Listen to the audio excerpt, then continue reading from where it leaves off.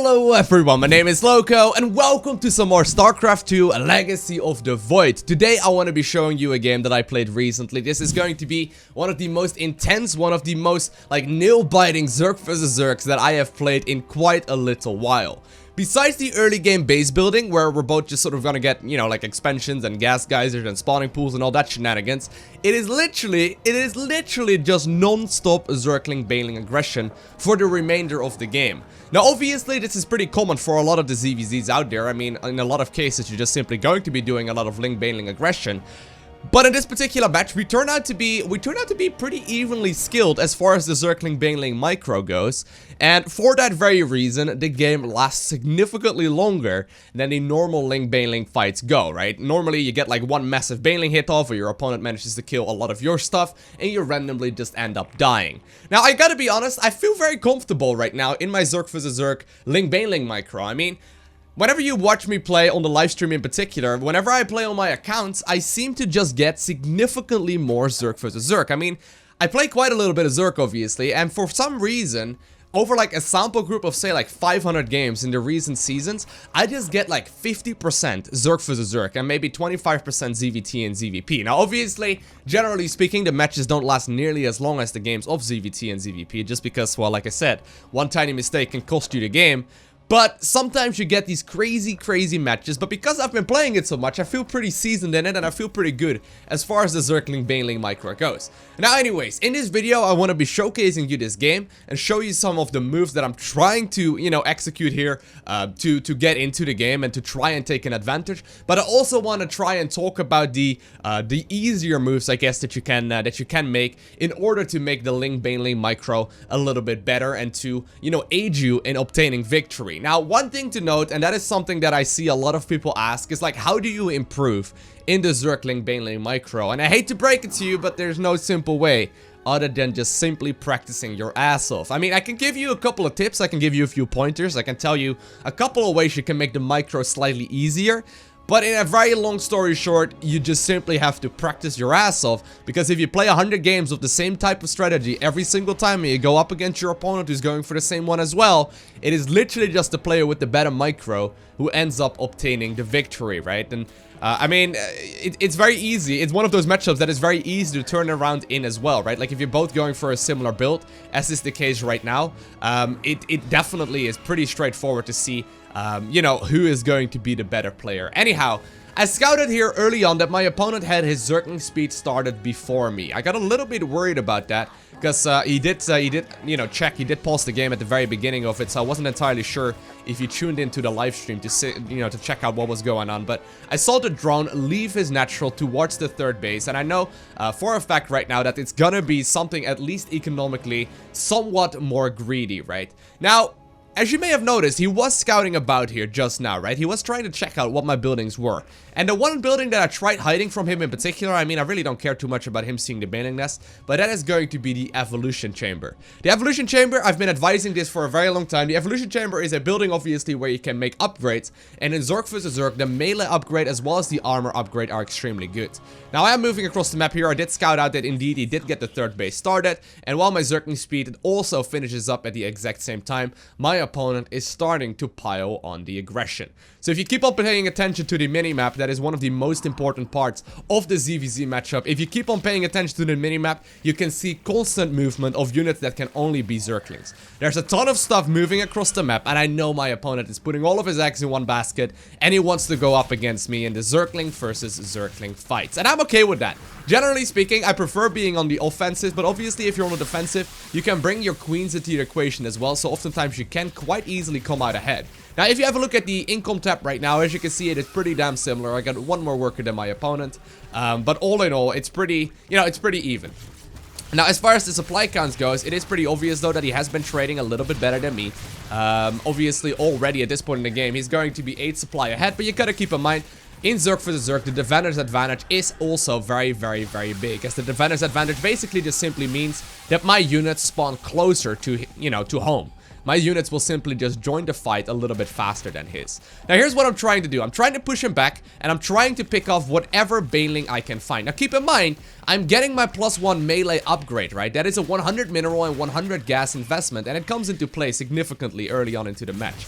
I mean, as a matter of fact, like, it's only 200 resources, right? And while it may not seem like a lot, I have to split up my units here, but while it may not seem like a lot, generally speaking, that is the one advantage that my opponent was having here in the early part of the game. I mean, I got that upgrade. It immediately equates to about, you know, about 4 to 6 more supply, just because I got that Evo chamber as well, right? So, generally speaking, that is going to be, you know, the one advantage that I'm trying to look out for. I'm trying to survive until the upgrade is finished up. And I gotta be extremely careful, because obviously +1 attack is great for Zergling versus Zergling fights, but it's really kind of bad for the whole you know, Baneling aggression, because obviously my Zerglings will still die to a single Baneling hit. So I'm trying to micro my ass off, trying to split up parts of my units to attack move in between his morphing in Banelings. I'm trying to pick off whatever I can. It's just a matter of very, very quick boxing. I mean, sometimes I queue my entire army into it and I'm trying my very best to just simply out-micro him, but all of it just comes down to me trying to control my units better than him. As you can see, I am using the all-army hotkey quite a little bit for this. Generally speaking, I'm all against the all-army hotkey, as I feel like it's getting overused a lot, but in ZVZ, it is one of the easiest ways you can sort of keep your army together.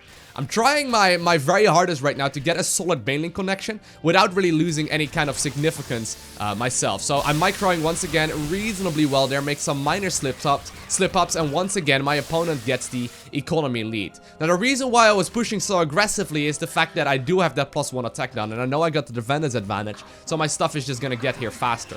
Now while we are attacking here, I obviously do have +1 attack, but sometimes StarCraft is just a numbers game, and I do find out that I'm once again at a deficit. So right now, I'm feeling the loss. I'm feeling the loss. I need to micro my absolute, you know, butt off if I want to try and obtain victory here. With this many Banelings coming in, I'd need to either just simply out-micro him heavily or hope he messes up himself. And since he blew up all of my morphing in Banelings with 3 of his own, I actually feel pretty comfortable again.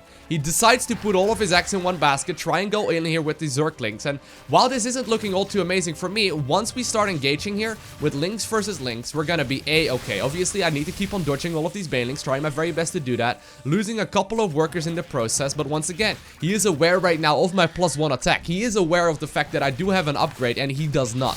That upgrade is huge. That upgrade makes the ZVZ Zergling versus Zergling fights heavily in favor of the person with the +1 upgrade, and I am microing the best I can. Once again, trying to split up small groups of my army to deal with the morphing in Banelings. At this point, I know that the game is not quite over yet, and I know that it's not looking awful anymore either. I mean, I shoot him away. If you have a look at the income tab, it's 26 versus 26 Harvesters. I mean, in total, 1 worker went down, which is very, very little, and I got the +1 attack upgrade.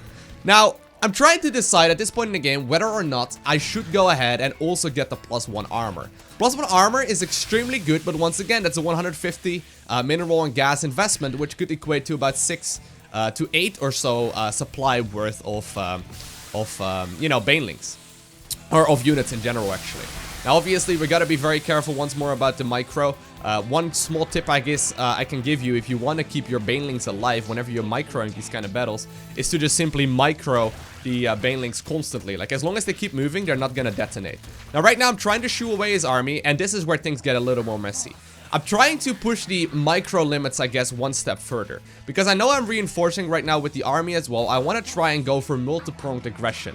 I'm trying to make sure that I get some reasonable trades by running my Zerglings around his bases. So we sort of buy ourselves a little bit more time. I do also decide to go for the +1 attack. But as you can see, my opponent is forced to micro at multiple fronts right now. Knowing that I'm gonna be moving in here, once again, gotta be super careful about my maneuvering, because one small little detonation can lose me the game. I will have to split off parts of my army here to try and deal with all of the morphing in Banelings, and my opponent seems to be forced backwards, at least for the time being. Now, +1 attack is still on the way. The main bases are starting to mine out. Generally speaking, you want to start moving workers around 9 minutes into the game, and maybe a little bit later is when you do start working on that, you know, on that third base saturation as well in ZVZ, just because you won't have enough income anymore in the main base to justify it.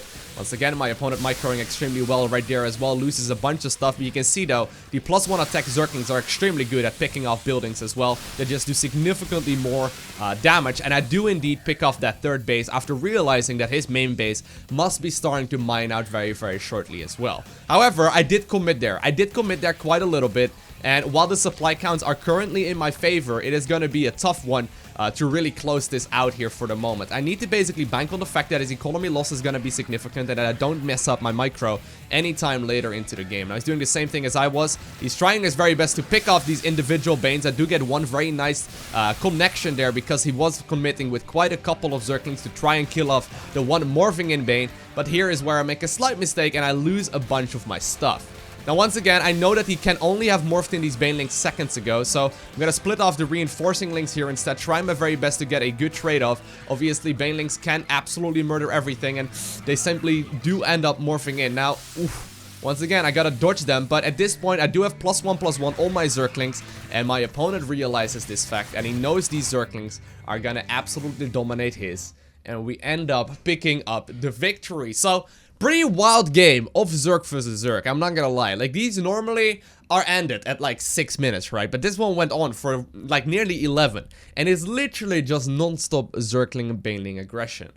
So long story short, I would recommend using the all army hotkey to try and control your units. And always, whenever you're looking at your army and there's nothing really to micro, which isn't very common I suppose, but you gotta make sure you keep on reinforcing with more and more Zerglings. If you're flooding minerals, it's bad. It's really very, very bad. And with that, the queen injects are super important too. So prioritize the micro a little bit more than you do so in ZVT and ZVP. But keep in mind that you can't forget about the queens. Whenever there's a little bit of downtime, I would always recommend looking at your army, right? And you see me do this constantly. I'm looking at my army, but I'm also selecting the hotkey for the hatcheries and making more stuff without looking away from my army. So I'm always trying to, you know, reinforce the existing places. Then when it comes to picking off individual, you know, groups of Banelings, I just simply box a small chunk of my army, normally like a tail end of it, and then just right click in between while holding down shift to make sure that they're gonna pick off any kinds of morphing in Banes. And with that, I would also highly recommend to go for the +1 attack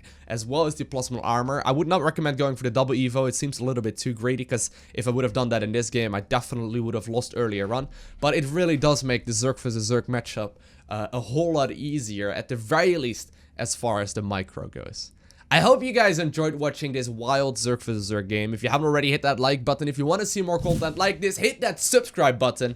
And other than that, I want to thank you all very much so for watching. Have an amazing day. Do not forget to smile, and I'll see you in the next one. Bye!